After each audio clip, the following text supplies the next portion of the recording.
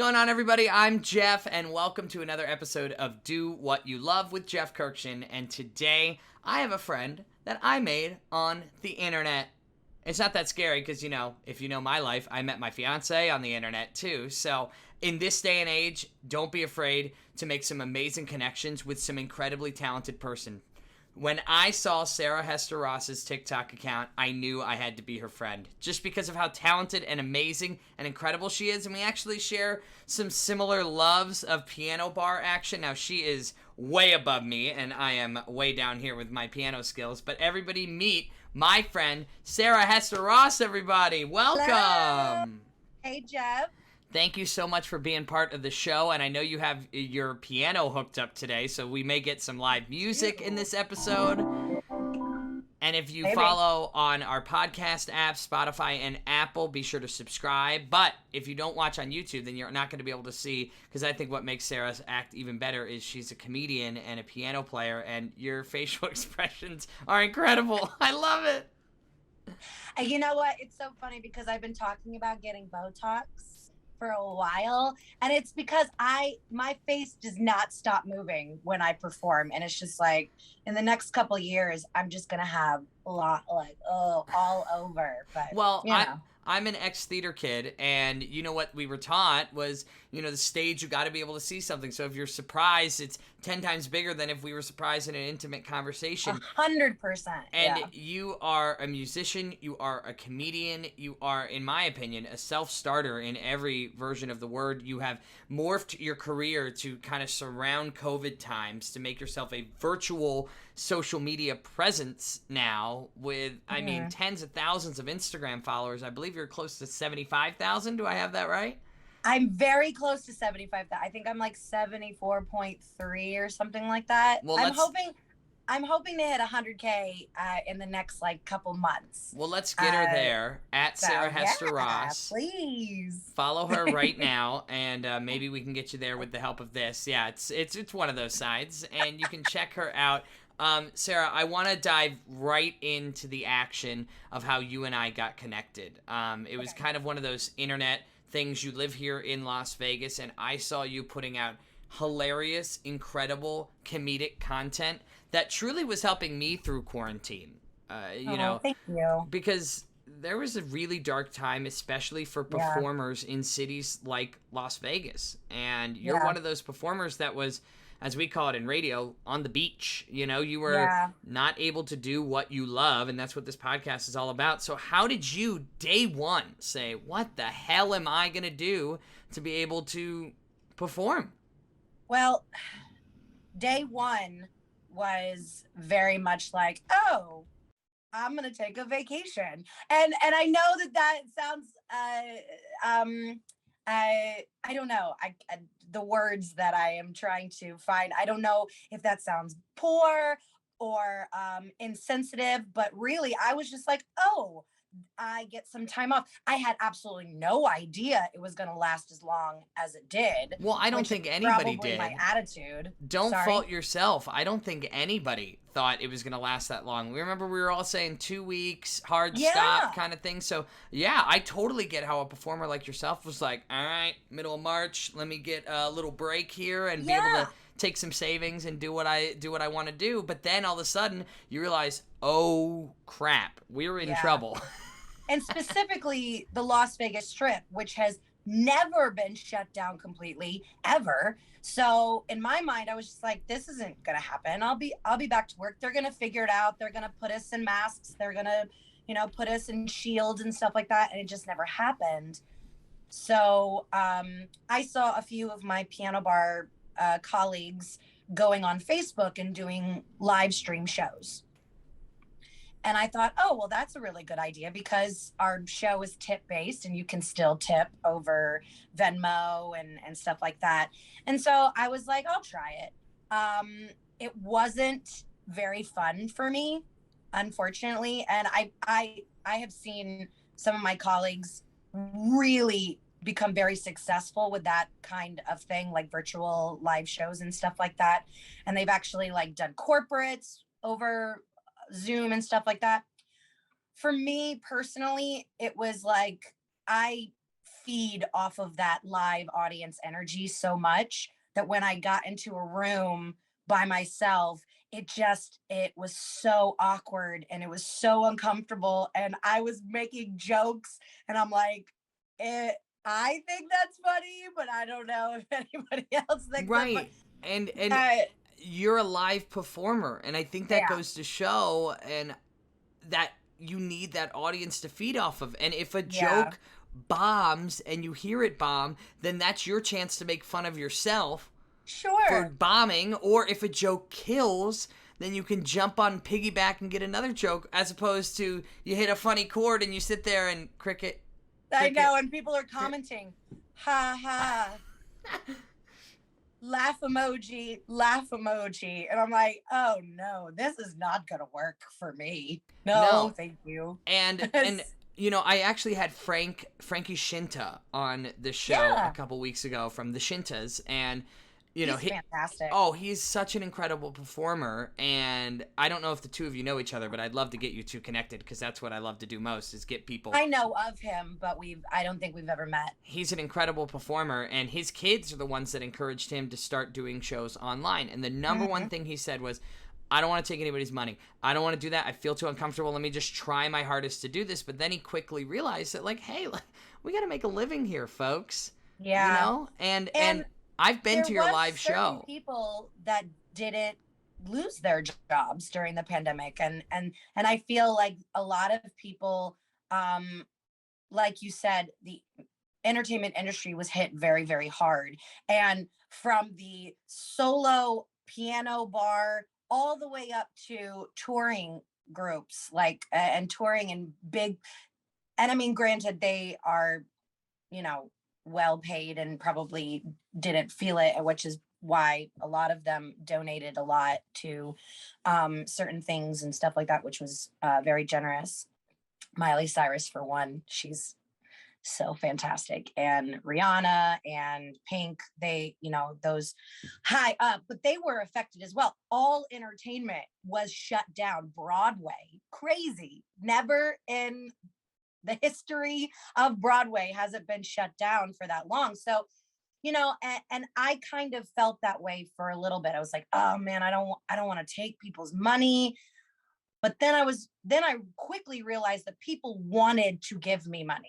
People wanted to, especially supporters of entertainment, not necessarily just me, but like supporters of entertainment and entertainers, they wanted to show support to us out of work entertainers. And it was the generosity that I have experienced from social media and TikTok was just overwhelming sometimes. Yeah, and that was kind of for you. I mean, you've been performing. We've actually run in similar circles with you know, the Big Bang Piano Bar, and we have some mutual friends, and I used to perform in Cleveland at Big Bang for my radio station there, and I believe we crossed paths at the one here in Las Vegas. So it's just so funny to think what a small world this is. Now, I want to continue on this track, but I know for a fact, and I want to teach everybody a lesson, for a piano bar player like yourself, when you're not creating original content and doing everything, what is the most obnoxious suggestion you always seem to get? The biggest song request that you're like, here we go again. Somebody asked for this. You know what? I get that question a lot. Like, what song do I hate the most? And honestly, I don't have an answer to that, because 9 times out of 10, yes, I have played it a gazillion times, and it might be annoying that I have to play it maybe 3 and 4 times in a night, but the reaction that the audience gives when you start playing things like Sweet Caroline or Don't Stop Believing or Party in the USA, you know, like things like that the music, I respect it, but I have to play it a lot, so it's a little obnoxious. Well, on the other end, then it's all about the audience, and they love it, and if they love it, I love it. Yeah. So. Well, I mean, I guess you could liken that to the radio. I mean, I'm playing the same songs every couple hours, and I may be sitting there going, oh, wow, but they love it. On the other end, what's a song request you get on a live show that you're like, yes, and it's kind of not obscure, so to speak, but you're like, I know I'm gonna go in here and I'm gonna kill it, and it's gonna be amazing, and you do your own spin on it. Like, what's the Sarah Hester Ross banger that you know you're gonna kill every time? Well, anything by Janis Joplin. Anytime that I get a Janis Joplin request, it makes me very happy. Any Stevie Nicks song, I love it. I actually started working on, because I'm a comedian. I have been working bits into the piano bar request because, my original stuff doesn't go over super well in the piano bar because it's mostly focused on like top 40 and songs that people know.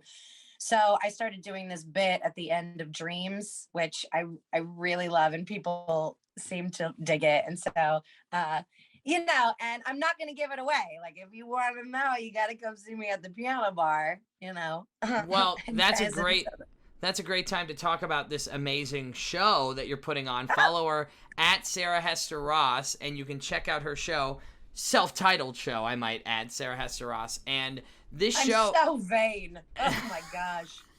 this show is a combination of bits and segments, and I've worked with a lot of piano bar players in my day, and I've met quite a few, and I give so much respect, but I think it's a different level to be able to captivate a crowd with original content. And that is what you're working into this amazing show. So I hate to ask an artist like yourself this, but when one goes onto your social media, hits the link in bio, and is able to check out and get tickets to your show here in Las Vegas, what should one be expecting? Okay, so you are expecting music and comedy. So all of my comedy bits are music. They're songs like that, and I've carefully chosen my bits based on the success from TikTok. So the viral songs that have done well on TikTok are in my show, most of them. So Don't Be a Ball Sack, Vibrators Are a Girl's Best Friend, Whiskey for the Weird Stuff. What else is in there? Not Tonight. So I mean, if you know me from TikTok and these are the songs that made you follow me, they're in there. Also, I have figured out a way to do Florida Man Friday live in front of an audience, and I did it on my recording, my comedy album that just was released last week, and it went over pretty well. So I'm gonna keep doing it. Yeah, I'm so proud of you for releasing that album too. The live album is available on Spotify right now. I will link it in the show notes for today's interview with Sarah Hester Ross, because you got to hear it. And I'm just going to be real honest with you, because I know what it's like. We take our live radio show, we turn it into a podcast. And it can be hard to convert something from live radio into podcast format. So I think it's incredible how well it transfers over to a Spotify album. Being that this is live music going into what is known as a recorded music platform. You know what I mean? Right. Well, I got to give credit to, people like Bo Burnham and Rachel Bloom. Those people have taken musical comedy to another level where it's like actually enjoyable music as well. And so I think that is the direction that I'm taking my music. That I actually, when I used to do open mics, I would get people coming to me and being like, your voice is so pretty. I really wasn't listening to your jokes very much. And I'm just like, oh, that is, thank you. But that doesn't help me very much right now, does it? Thank you. And I got that a lot. And so I started actually nasaling up my voice when I was in the comedy clubs. But now that I'm doing like actual album, like recordings and a live show, I get to do both. I did a cover of My Funny Valentine is on the album. It's one of my favorite songs to do, and no jokes. It's just, the album is called It's All a Joke, and the song that I did was My Funny Valentine. So I put in some, non-humor music that has to do with humor, and I want to be different in that manner, that I am not just a comedian, I am a musician, and singing and music is very important to me. And I just think that that drives my comedy, if that makes sense. Sarah Hester Ross, you inspire me because, and I mean this with all due respect, because you're on another level to what I'm trying to do with this podcast. But at the end of the day, you wake up and go to sleep every day, and you're the one who makes it go, right? Like without you, without your effort, without your energy, that album's not coming out, that show's not getting created, and down the road you're gonna see success from it. But in the moment when you're in your room and you're cranking it out and putting songs together, it's like my podcast. It's like I sit here alone and I edit and I do these interviews and I say this is for me, this is my thing, and I'm proud of it and I'm excited. And I remember a previous guest of ours, Andrea Lopez, who's a comedian who found a lot of success on TikTok as well. She said, just do it. Like, when you talk about doing something, like I'm sure you said, I want to create a comedy album. Just do it, dude. Like, just go out and do it, because it's going to take time. It's going to take effort. It could take money on your part, but stop saying you're going to do something. That was me with this podcast. I kept saying, I'm going to start a podcast, do what you love, interview passionate people about what they're most passionate about. But I just kept talking about it, and I was starting to piss myself off because I just wasn't doing it. So just do it and change it along the way. I'm sure your show from day one has already made massive amounts of change just because it's you. It's your project. You can do whatever you want with it. Yep. It's so funny. I was talking to a PR consultant about getting stuff out there, and he mentioned, like when your people, and I'm like, my people? I am my people. I have no people. People. That would be a delight, but no, I am my people. I have no people. Oh, but preach to that, man. Oh my, I can't even relate. Even before we were talking here, I said, hey, I love to do this all live and basically do a live podcast, so the editing is limited because I'm the one doing the social media, the marketing, the editing, the producing, the hosting, the everything. So like the amount of work I can do, if I can lower it a little bit, that's what I'm here to do. Now, Sarah, you did mention somebody who I have a huge fandom for, who's Bo Burnham, and his new Netflix special, Inside. You talked about music being comedic, but also being like great freaking music. Yeah. I thought that Netflix special was one of the best I've ever seen, just because of the music was fantastic, but it was also hysterical at the same time. Yeah, and I also really respect him in the sense that he doesn't take the easy route when it comes to comedy, which is something that I'm dealing with right now. That, on TikTok, it's easy to talk about, sex and stuff like that to get a shock value. But his comedy is so smart and so thought provoking. And I feel like that is the next step for comedians. If you want to be successful, like to a vast audience, a broad audience, we just got to do better. Like our comedy has to be like better instead of, and I mean, far be it by me. Do I do fart jokes? Yes, I do, because they're funny. Okay. So shut up about it. But to strive to be better and like thinking of comment. That's why John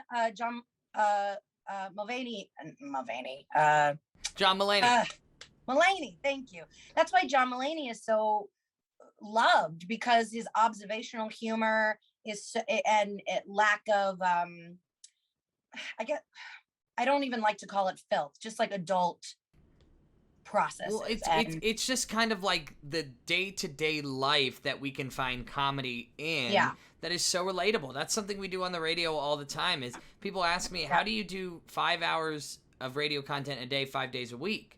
And it's because I keep notes in my phone all day of anything and everything that happens to me that might seem mundane to some people, but to creative minds like yourself, Sarah, you find the comedy in the mundane. You find the Yep. comedy in the everyday life. And I'm constantly writing down, oh, not writing, but like typing on my phone, of like things that I want to do. I'm actually, I want to work on this bit. Um, Now I'm giving myself away a little bit because, whoa, we might well, have gotten an all access here on Do What You Love. I'm talking about like, the joke is, and I got it off of TikTok. I got the idea off of TikTok. I get a lot of my ideas off of TikTok. But the idea that females are called bitches if they don't respond to a person coming on to them, or if and so I'm working on this bit right now, and I think it's very funny. But this is what I'm talking about, taking a very serious issue, that and I like to speak on feministic issues because I can relate to it. So I have very much involvement in, being hit on while I'm trying just to enjoy my lunch break. And it's like, no, thank you. And they're like, oh, bitch. And I'm like, what? Okay. So, needless to say, I am a bitch sometimes, but not in that manner. But I get what you're saying, because the frustrating part is, like, if you were to come on to me on my lunch break and you said, hey, Jeff, how are you? Like, you want to go grab a drink? And I say, you know what? I'm not really interested. I'm really busy. I appreciate it, though. Thank you so much. You'd be like, oh my God, you kind of let me down easy. I'm sad. But it was like, I wouldn't be labeled as a dick. right. But Exactly. no matter, like 99% of the time, and my mom is a retired lawyer now, so I grew up with a really smart, really strong mother. And the amount of times I guarantee, because she's told me, that her coworkers who were male in a law firm in the 80s called her a bitch just because she was the boss. Not because... just because she's speaking, I mean, I can't even raise my voice, and I have a loud voice, so I get called aggressive a lot. And I'm just like, I'm not, I'm just speaking. And, it's a double standard, but there is comedy in that. There is comedy in this double standard, and coming from someone who it is observational because it happens to me, and things like that. And that's what I respect about Bo Burnham. He's talking about subjects that really need to be talked about, that are social issues, but he's doing it in a comical way so more people will listen.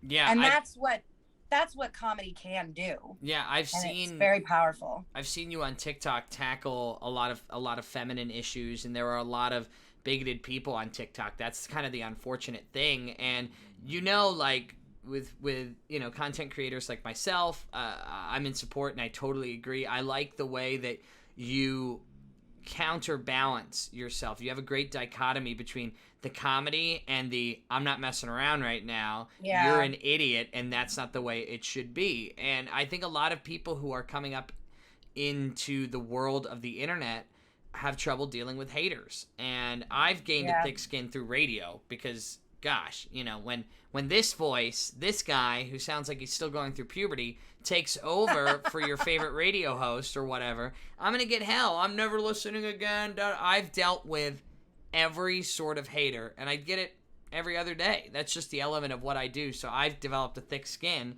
But for you as well, you've had live heckles, you've had people thrown out of the club, but for you, the internet trolls, the people posting rude things that, I mean, listen, I don't want to bring it up, but I look on creators' comments all the time, and people talking about people's bodies, people's faces, people's voices, like things that are just out of our control, and it's just rude. How do you find yourself either looking past the haters or dealing with them in the moment so that your mind doesn't get sucked in? That's a great question, and I'm not sure that I have figured it out, to be quite honest.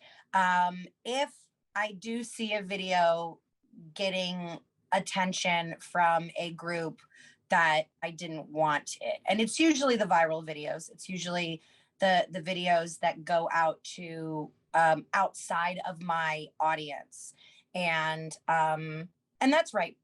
That makes sense. It's rightfully so. They don't follow me for a reason. And so when they see things where I'm making jokes about, the not all men hashtag that was going around, and I do try to be comical in everything that I do. I don't want to be too serious because one, I feel like that's not my forte. So I do still try to find the comedy even in these situations that make people uncomfortable or make people think, which is going back to what I was saying about Bo Burnham. I feel like comedy helps those situations get put out into a more popular view and being seen by people. So that's kind of what I try to do. But people also can take humor in a different direction than you intended it. And that is just something that I have to live with, because everyone looks at a video. 3 people can look at the same video and have 3 different thoughts about it. And that's just life. In the bar, I can control it better because I have the microphone and I have security on my side, And so, but in social media, people are free to say and stitch and tag anything that they want. And I just got to be okay with it. And sometimes I can respond comically and make it benefit me in the long run. But most of the time I don't answer and I just ignore it, and I let them fuel the algorithm towards me, and I say thanks a lot. Right. And my dad taught me a great lesson: whether they love you or they hate you, they're watching. So they're commenting. Exactly. And they're interacting and they're pushing your videos out, and I think it can be really tough, and you got to have a thick skin for it. And to anybody, and the hard part is because we're all preaching to the choir, right? I assume that 99.9% of the people listening to this podcast right now are not going on TikTok tonight or Facebook or Twitter or Instagram to just crap all over somebody's voice or somebody's body or somebody's insecurities. They're going on there to enjoy the content and have a good time. Right. But, I think we have to encourage the positivity on social media, because people who say, oh, I can say whatever I want. Well, yeah, you can. But I always say, would you say it to my face? I always do the face test. And we'll get text messages at the radio station totally crapping on something I said. And a great example, and one that I'll always hold with me, is it was National Alzheimer's Week or month or whatever it was, and my grandmother moved in with me and my family when I was 15 and lived with us until last year when she passed away in July. So that was over 12 years of living with my family, and I was in high school in pivotal years, and I helped take care of my grandmother after she raised me. I kind of helped take care of her, and I talked about a story about how our attitude around it was we laugh so we don't cry, because she always responded to positivity and smiles and facial expressions. So if she put out a knitting needle when she's trying to help set the table instead of a knife, we just laugh and smile, and we don't, you can't get sad about it. You definitely can't get mad about it. And I said, so we laugh so we don't cry. And I love my grandmother to death. And I was talking about, this is kind of our attitude surrounding her Alzheimer's. And we're always there to just kind of keep a positive, light mood so she never feels like she did something wrong. Right. And I had somebody call in and text in, oh my gosh, how dare you laugh at Alzheimer's? My dad was diagnosed a month ago and blah, blah, blah. How dare you, how dare you, how dare you? And she calls me. And we're not on the air, thank goodness. But I say, okay, hi, I'm Jeff, by the way. Hi. I'm a human being, and you're talking to me now. You're not just yelling at some guy on the radio. She goes, this is Jeff. She thought she was talking to some producer. Well, I pick up my own phone calls because of situations like this. I don't want anybody else dealing with the BS that I might have caused somebody to go to. And we talked, and we ended up becoming friends on Facebook because we were able to help each other, and I was able to talk to her about my experience. She was able to talk to me about her experience, and we were able to learn from it. But that's the problem, is not enough people are willing to talk to each other in this day and age. Whether you're blue and red, Democrat, Republican, I don't want to make it politics, but if you just sit down and talk to somebody, maybe you'll learn something. Yeah, right.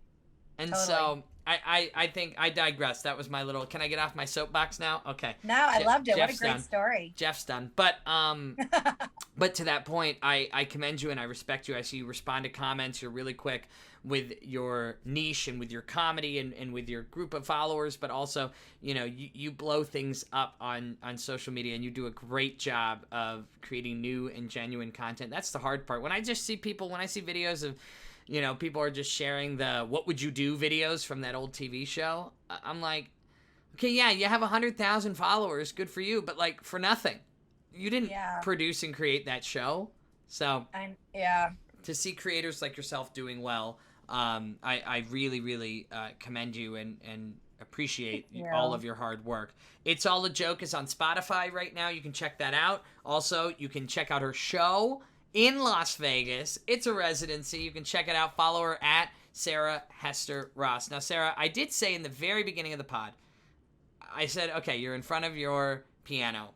What are the chances you could play us a little lick, a little something, a little tester, so we can all hear it and know what you're all about? And I don't even want to put you on the spot and name my favorite songs on the album and make you, put pressure on. I want you to play a little lick, a hook, whatever you want, just so people on Do What You Love can get a little taste of what you do. Okay. I can do this. This one is usually what I do because the show is in Las Vegas. And I prefaced this song with when I was on tour doing piano bar and comedy clubs, people would be like, oh my gosh, you're from Vegas? That's so impressive. And so I wrote this song to kind of explain to them that it's really not that impressive. You get the oohs and the ahs when you say you live in Vegas. Damn, you must party every day. And my response to when they say that, after I say I live in Vegas, is simple. Listen closely, it's just home. Your everyday home where it's normal to see a person taking a dump on the street feels like home. Just a little home where the douches from around the world come in and meet. Watching the drunk chicks try to walk in their heels like people blowing $1 million. Hey, it's no big deal. Our motto is what happens here, but I think instead it should be what happens here always ends up in your bed at home or on YouTube or TMZ or just any social media platform, Instagram or TikTok, or just good old-fashioned jail. It's a simple, quaint little home. Bright light city's gonna set my soul on fire. There's an ointment for that. Woo! Thank you.